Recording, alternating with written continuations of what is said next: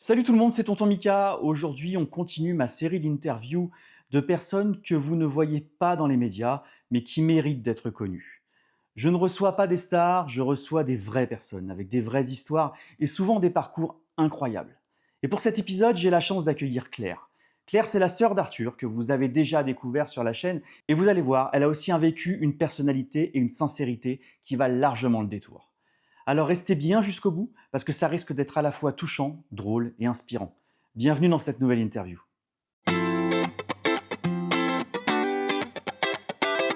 Bonjour Claire, Bonjour. merci d'avoir accepté mon invitation. Avec On plaisir. a négocié pendant pas mal de temps pour que Oui. tu sois là. Merci encore, merci vraiment. On va commencer par le début, hein, la famille, l'enfance, comme on avait fait avec Arthur. On va rappeler qu'Arthur, c'est ton frère et c'était ta sœur avant. Oui, Et on va expliquer tout ça. Tu as grandi dans le Loir-et-Cher. oui. C'était comment ta vie d'enfant là-bas? C'était, au départ une vie, d'enfant qui grandit à la campagne, donc d'aller, enfin on a pu jouer, à l'extérieur et cetera. Une vie à la campagne, sans réseaux sociaux, sans tout ça, donc Ouais. T'en gardes des dans souvenirs quand même de cette l'authenticité. époque? Un peu, du positif, Ouais. un petit peu. C'était quoi tes rêves de petite fille? Mes rêves de petite fille, moi je voulais, conquérir le monde. Quand j'étais petite, j'ai toujours rêvé d'indépendance dès Mmh. le plus jeune âge. Je dessinais les plans de mon futur appart à 6 ans et Donc je tu t'émancipais déjà en oui, fait, dès que tu étais oui, petite? oui. Dès le début en fait, Mmh. OK. Justement, ta famille, c'était plutôt un cocon rassurant ou une ambiance Non, compliquée? c'était hyper compliqué. OK.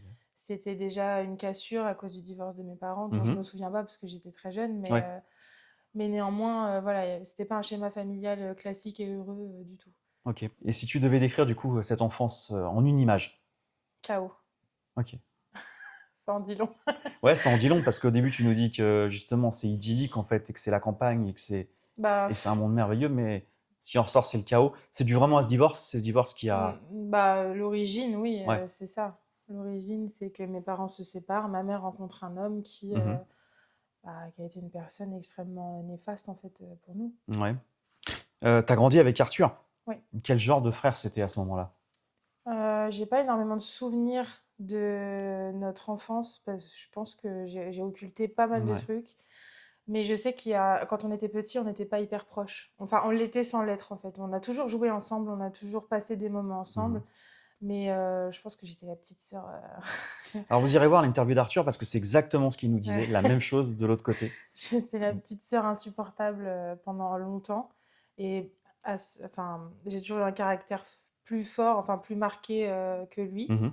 donc en tout cas plus extravagant Toi, tu es la et petite sœur oui et pourtant et pourtant et en grandissant, j'ai eu ce sentiment de devoir, prendre le dessus, ouais, prendre le lead. de ouais, Ouais. d'un peu, enfin, je sais pas si on peut dire comme ça, mais parentaliser notre Mmh. relation et voilà, m'occuper de lui, en fait. Justement, on va glisser gentiment vers l'adolescence. Mmh. Ce passage dans l'adolescence, c'était une période facile ou difficile pour toi? Très difficile. OK. Pour quelle raison? Bah, déjà par rapport à tous les traumatismes qu'on a pu, subir et cetera, je pense que Ouais. je suis pas arrivée on n'est pas arrivé suffisamment armés, dans l'adolescence et je cherche mes mots. Justement, on peut en reparler de cette période. Tu as Ouais, connu ouais, la violence sexuelle, sexuelle, morale. morale. Comment toi tu l'as vécu? Parce qu'on connaît du coup le vécu d'Arthur. Et encore, c'est compliqué à expliquer. Mmh, Comment toi tu l'as ressenti? Est-ce que tu l'as ressenti comme un enfant ou déjà ça t'a basculé directement dans l'adolescence, voire même le monde adulte? ouais, ça nous a basculé tout de suite dans le monde Ouais. adulte. On a grandi beaucoup trop vite, par rapport à ça. Hem, Quand tu vois des scènes de violence depuis ton plus jeune âge, forcément, Ouais. tu grandis trop vite et tu te sens obligé de protéger des personnes qui sont censées te protéger toi. Et toi, tu t'es senti protégé Pas du tout, par personne? Jamais? personne. Si, par Arthur. OK. Vous vous êtes mutuellement protégés? Ouais, surtout lui. Là, pour le coup, il avait sa place de grand frère, Mmh. mais je l'ai su des années après, je m'en rendais pas Ouais, bien compte. sûr. Mais il avait sa place de grand frère et il essayait de faire en sorte que ça se répercute sur moi le moins possible. OK. Est-ce que tu te sentais déjà différente des autres par ta vie ou par toi-même, à cette période-là? Est-ce que tu sentais qu'il y avait une différence? Est-ce que tu te sentais en marge? Oui, Ouais. oui, oui, souvent. Pourquoi? Par rapport à quoi? Parce que des choses qui me semblaient normales à moi ne l'étaient pas pour les autres OK. et je m'en rendais compte par moments. Mmh. Le schéma familial aussi qui est un peu différent. Ouais. Quand mes copines avaient leur papa et leur maman dans la même maison et qu'a priori tout se passait bien, Mhm. moi de mon côté c'était pas ça. Et en même temps on savait que c'était pas bien ce qui se passait à la maison, mais c'était notre normalité aussi. Donc il y a des Ouais. choses qui ressortaient forcément. Comment tu as traversé cette période de violence à l'époque?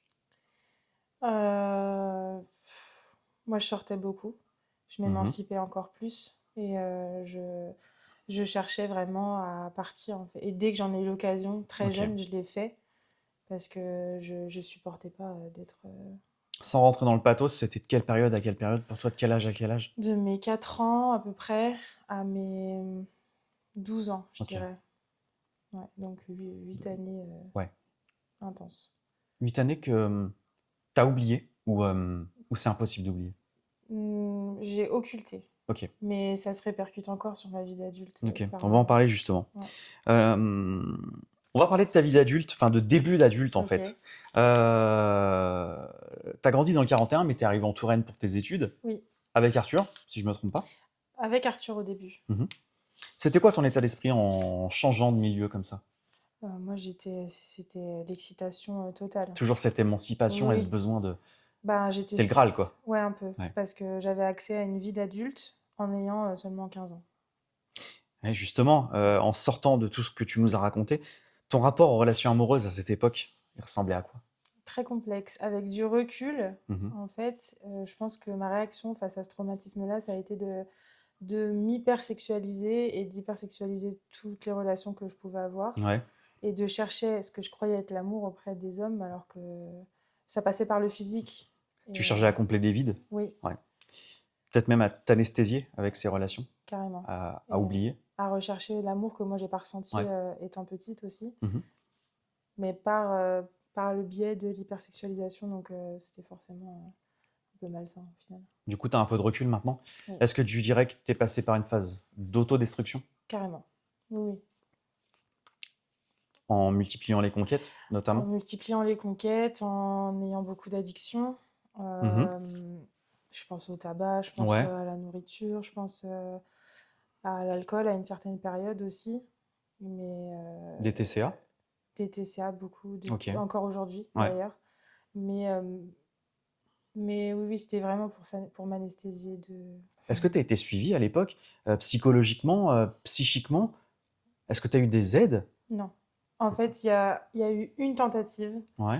C'est-à-dire que quand... parce que bien sûr, pour ces traumatismes-là, il y a eu un jugement, etc. Oui. Et dans lequel il a été demandé à mes parents de nous faire voir un psychologue. Ok. Ça faisait partie des expertises? Il y a eu deux choses différentes. Il y a eu Ok. l'expertise psychiatrique Mhm. par un professionnel de santé mandaté par le tribunal. Donc là, il fallait qu'on arrive à prouver que tu n'étais pas une menteuse. C'est ça. Mhm. Et après ça, il y a eu ma mère qui a choisi un psychologue pour Mhm. enfants et qui m'a emmené là-bas. Ok. On a parlé d'autodestruction. Est-ce que tu as déjà touché le fond, au point de penser à des choses noires, plus que noires? Oui, Ouais. oui, On oui. parle de suicide. Tu y as déjà pensé à ça? Oui. J'ai j'ai essayé une fois Ah ouais? quand j'étais très jeune, mais j'étais encore en fait dans cette maison Ok. où ça n'allait pas du tout, Donc en plein dedans. On en parle plein même pas dedans. d'adulte là. On parle. C'est ça. J'étais enfant en Ouais, fait en et j'avais fait. 11 ans. Ouais. Donc c'était vraiment dans les derniers moments. Une porte de sortie. Et ouais, Ouais. Ok. Tu nous as dit que tu n'avais pas eu l'impression d'avoir été soutenu par ta famille à cette époque-là. ouais. Euh, Tu penses qu'on peut vraiment être entendu? Qu'il y a quelque chose qui, enfin, qu'il y a une façon de le dire?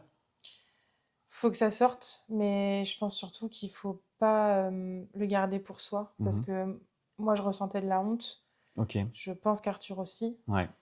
mais c'est pas nous les fautifs en fait. On est des Mais non. victimes et il faut au moindre geste bizarre, impression bizarre, il faut absolument aller le dire à vos Mhm. parents ou à un adulte de confiance.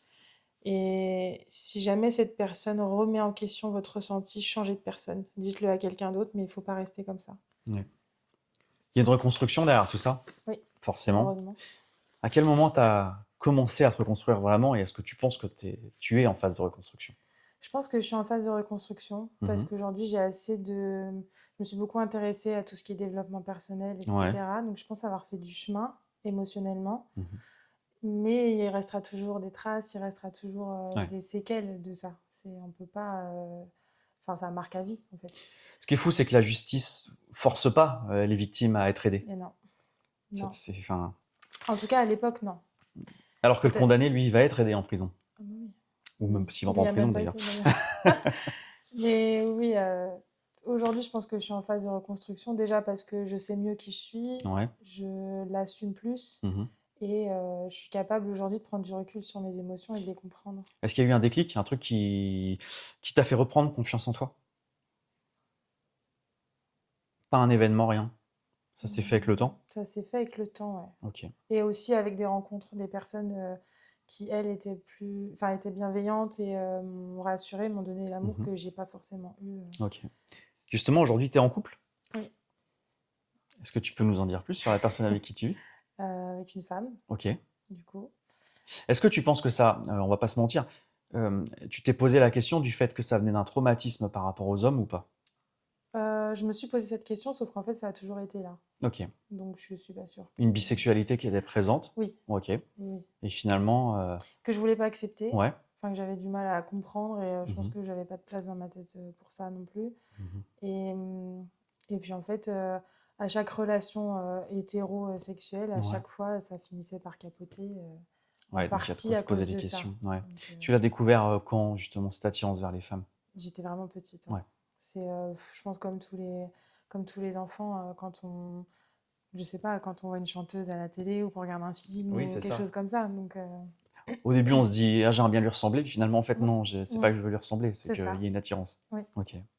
Comment le vit ta famille ça, cette homosexualité aujourd'hui? Eh ben, ils sont pas tous au courant. OK. Ils sont pas tous au courant. Ce que je sais, c'est que mon frère le sait, Arthur le sait, Mmh. il y a aucun souci là-dessus.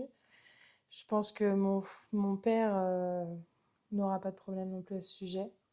Je sais qu'il va l'accepter. OK.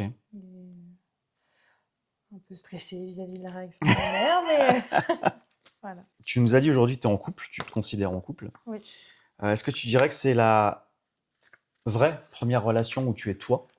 clairement. Ouais. Ouais. Jusqu'à présent, tu faisais semblant?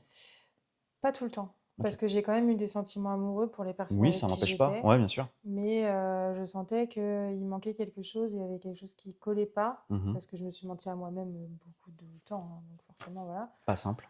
pas simple. Mais là, aujourd'hui, j'ai plus à faire semblant. OK. J'ai plus à cacher quelque chose, Ouais. donc c'est beaucoup plus serein. Tu es en couple aujourd'hui et dans tes relations, est-ce que tu t'es déjà projeté à construire une famille? Oui, une fois. Mais OK. ouais.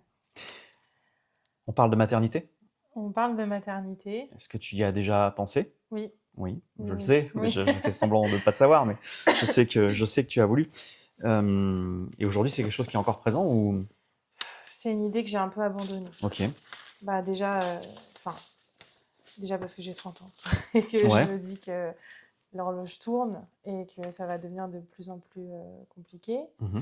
Et aussi parce que ça me semble compliqué dans une relation lesbienne. Enfin, c'est d'autant plus difficile. Enfin, Ouais, c'est sûr. Aujourd'hui, c'est un peu plus compliqué, mais c'est de ouais. plus en plus facile. Mm. Est-ce qu'il y a est-ce qu'il y a des problèmes physiologiques qui font que tu as du mal à avoir un enfant? Oui, oui, oui, j'ai une pathologie qui fait que je n'ovule pas. Donc OK. forcément, C'est quoi cette pathologie? c'est le syndrome des ovaires OK. polykystiques. Qui a un impact sur ta vie? Oui, quotidien. Ouais. Vraiment quotidien. Ça joue sur absolument tout. L'humeur, la fatigue, l'appétit, les TCA, la pilosité. Donc c'est des petits kystes qui sont sur les ovaires? Pas exactement, Non? en l'occurrence. OK. En fait, c'est mes ovules, on va dire, Mmh. qui restent bloqués à l'intérieur de mes D'accord. ovaires, OK. qui leur donnent cet aspect polykystique, OK. qui ne sont pas des kystes. Il D'accord. peut y en avoir, mais en tout cas, c'est pas ça qui D'accord. définit le nom de la maladie. Et à la base, ça vient d'une glande dans le cerveau qui déconne, en fait. OK. Donc il y a un impact sur les hormones principalement. Oui, oui, une maladie hormonale, voilà. Tu as déjà envisagé une PMA? De Oui, partir sur quelque chose où tu pouvais te faire aider à avoir un enfant? Où t'en es de ce parcours? Est-ce que c'est quelque chose qui est vraiment abandonné? oui. Et pourquoi tu l'as abandonné? Parce que je trouve que, en tout cas en France, c'est très mal fait. Dans le Ouais, sens où c'est déjà compliqué d'avoir à se dire qu'il faut de l'aide pour faire un enfant. déjà. Parce que socialement, il y a quand même une forme de pression. Ouais, Enfin, déjà.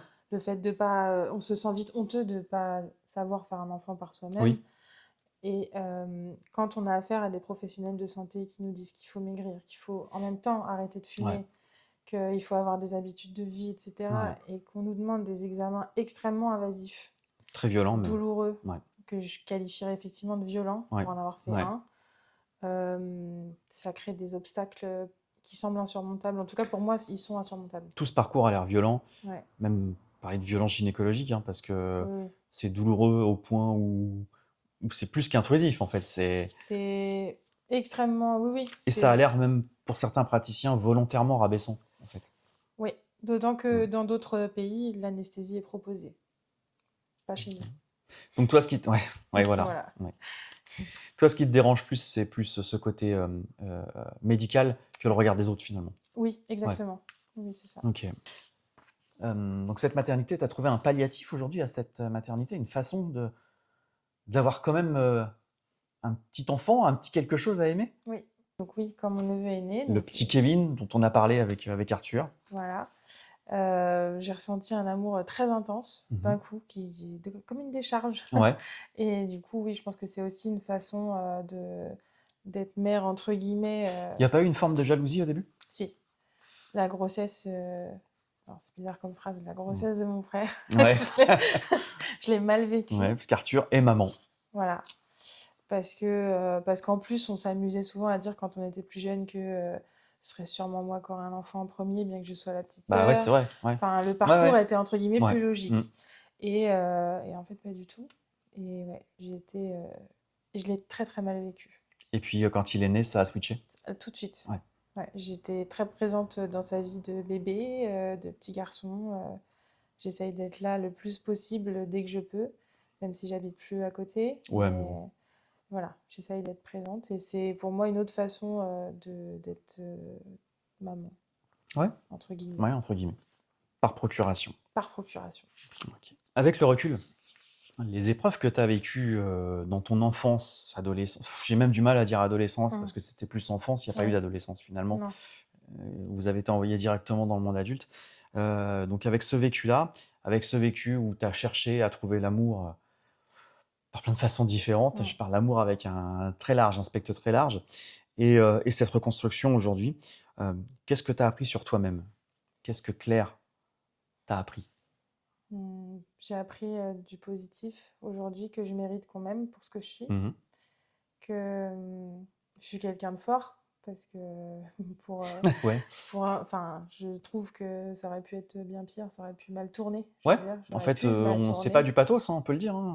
Mm. C'était une période, enfin, c'est un fait divers en fait, Ouais, qu'on pourrait retrouver clairement. sur Netflix, hein. Oui, oui, c'est Mm. ça. Donc, ouais, je trouve que je m'en suis pas trop mal sortie Ouais. pour cette situation. Et en effet. Qu'est-ce que tu dirais aujourd'hui, la Claire qui avait 12 ans et qui était en pleine période compliquée? Aujourd'hui, voilà, tu la Je, rencontres, elle est là devant nous. Qu'est-ce que tu lui dis? je pense que j'essaierai de la rassurer et de la calmer en lui Ouais, disant que ça va aller, qu'elle va s'en sortir et que ça, c'est juste temporaire. ok. Aujourd'hui, tu te sens où dans ton parcours de reconstruction? Ouais, je pense que j'ai encore du chemin à faire, Mhm. même si, encore une fois, je pense que j'ai acquis une bonne intelligence émotionnelle, Ouais, mais il y a toujours à travailler sur ça. l'acceptation de toi en tant que femme qui aime les femmes Mm. va t'aider aussi, Ouais. certainement. Et puis aujourd'hui, peut-être que certaines personnes vont l'apprendre et on espère que ça les aidera à comprendre. Ouais. Tu as vu ton frère évoluer, changer, Oui. entamer une transition même récemment. Comment toi tu as vécu ça? Est-ce que tu t'en rendais déjà compte à l'époque de ton adolescence, la fin de l'adolescence, même le début d'être adulte, ou pas? Pas du tout. Ok. Pas du tout. Parce qu'à l'époque, c'est là où l'histoire d'année est importante, Ouais. l'histoire de génération. À l'époque, on disait juste que c'était un garçon manqué, Oui. et c'est tout, ça s'arrêtait Ouais. là. On se C'est posait souvent le cas. pas Ouais. ces questions de genre Mm. et de tout ça, Ouais, c'est vrai. d'identité. Mm. Moi, j'ai accepté, enfin, il n'y a pas à accepter, mais je veux dire, ça a été naturel en fait pour moi. Mhm. Parce que, parce qu'encore une fois, sans rentrer dans le larmoyant, mais je crois que peu importe ce qu'il fait, Ouais. ça changera rien à notre relation. Et peu importe ce qui se passe Après, c'est pour un lui. plutôt bon message. Il y a peut-être Oui, des gens qui nous regardent, oui, qui se demandent s'ils doivent le dire ou pas. Ça change pas grand-chose finalement. Bah, d'autant que j'ai su après qu'il avait peur de me le dire, Ouais. alors que justement notre lien est hyper fort et que je pensais qu'il savait qu'il pouvait être libre avec moi et Mmh. apparemment c'était pas le cas. Ouais.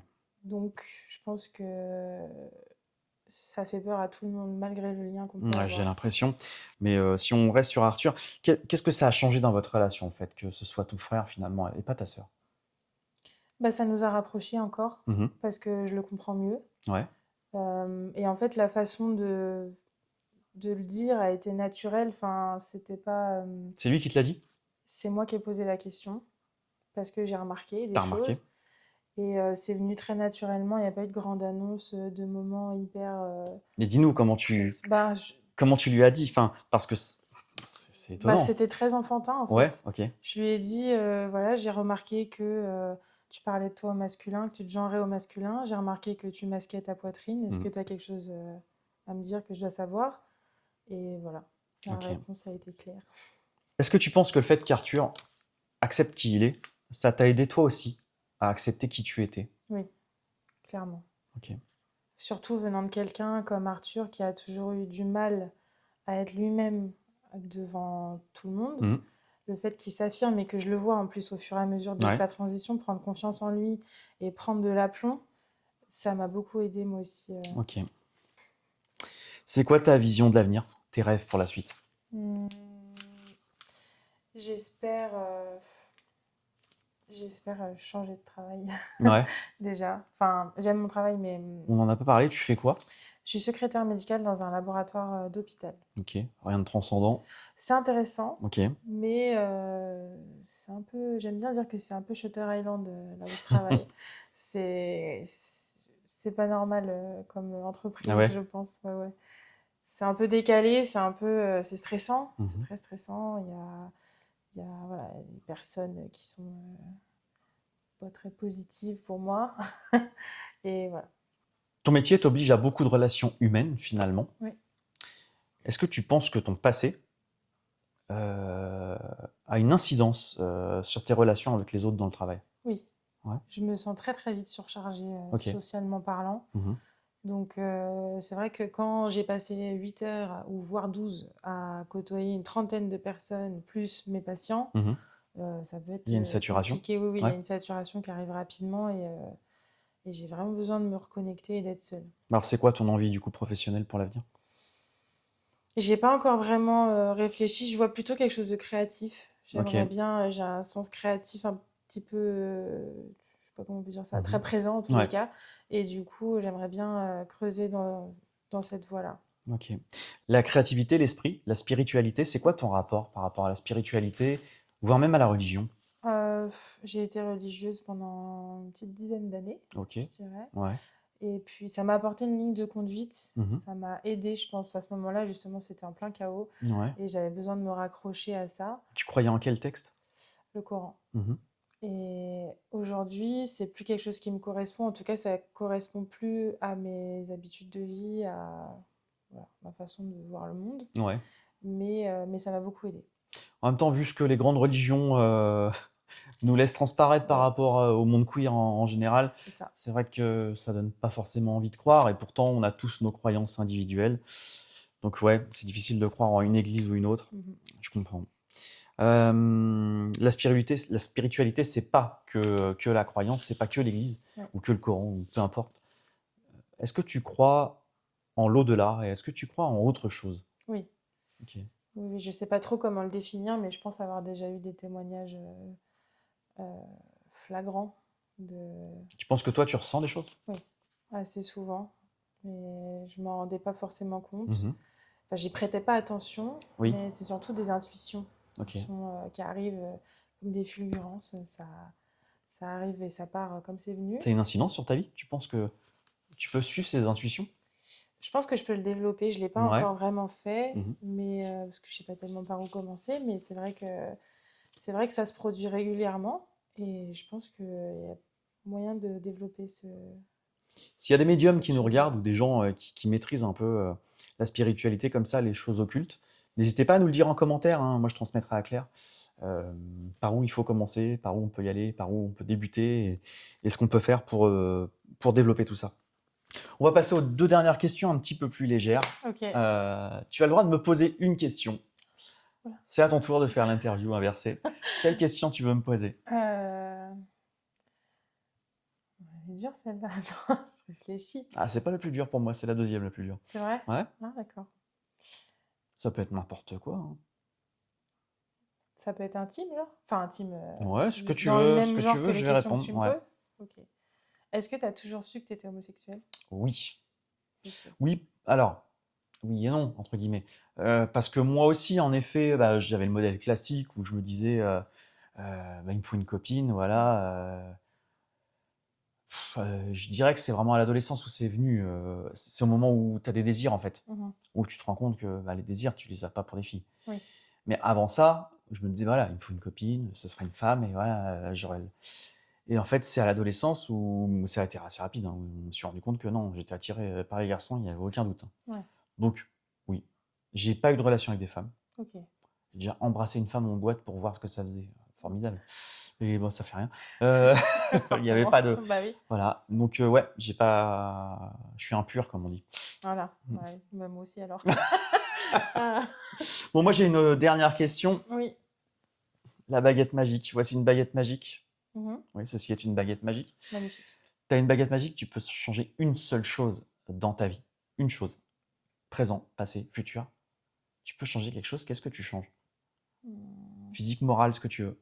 Tu peux faire un truc. Dans ta famille ou pas? Je pense que j'aimerais ne pas avoir cette maladie hormonale, c'est Ok. tout. C'est ça aujourd'hui qui me pèse. Le vécu que j'ai, malheureusement, il est ce qu'il est, mais il m'a, mine de rien, apporté des Ouais, choses. Donc, évidemment, j'aurais préféré avoir une enfance bien sûr. idyllique, mais je serais sûrement pas la Ça fait personne partie que de je ton suis parcours. aujourd'hui. Ouais. Donc, c'est important. Il n'y a que ça aujourd'hui qui te freine et voilà, qui a un poids pour toi. Ouais. Bon, bah, c'est bien. C'est facile. Bon, bah, désolé, mais c'est pas une vraie baguette. Mm. Merci Claire Avec d'avoir accepté plaisir. cette invitation. C'était formidable. Merci. Merci. Voilà, vous venez de découvrir Claire, une personne qui n'est peut-être pas connue du grand public, mais qui mérite clairement de l'être.